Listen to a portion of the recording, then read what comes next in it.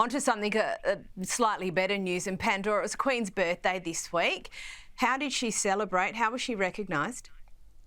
Yeah, so the Queen's birthday, and she doesn't stop, it has to be said. And doesn't she look amazing for 78? And no, I'm not paid to say that. Many people think when you report on the royals, you sort of give them lots of positive coverage. But look, we got this beautiful new portrait of her. And of course, she was wearing a dress which very much notes to nature with all of their environmental work that they do and patronages. So that was no surprise there, that little indication.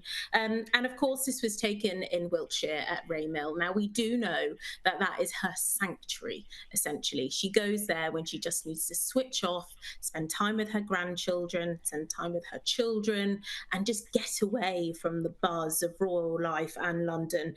So that's what she did this year. There was no sort of big party, as it were. But the day before, actually, well, she got a very special gift indeed. She got made the HM Astute Vice Admiral for the United Kingdom. And that was a gift from the King himself. And what else do you get a Queen when she pretty much has everything? And actually, alongside this, when she was actually at Plymouth, she got a roll of cling film, which was very funny, got lots of reaction online. But of course, this notes back to the history of when they tried to fix a boat's engine with some cling film. And actually, she looked very thrilled with it. And I'm sure she'll make lots of sandwiches off the back of it with her grandchildren for picnics in the summer. But no, it was a very chilled day for her. And there was also a new portrait release, which is on their Instagram, which you can go check out. What a great yarn. Louise, something very novel this week, and a portrait of the King has been painted by Aida, right? The world's first ultra-realistic robot artist. How did that all pan out?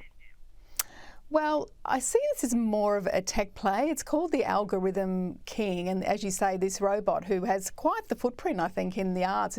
Apparently it's worked with Baz Luhrmann, of course, is a very celebrated and successful film director. Apparently it's done a TED Talk as well, you know, tick that off in the LinkedIn box, I guess. But the portrait of Charles is...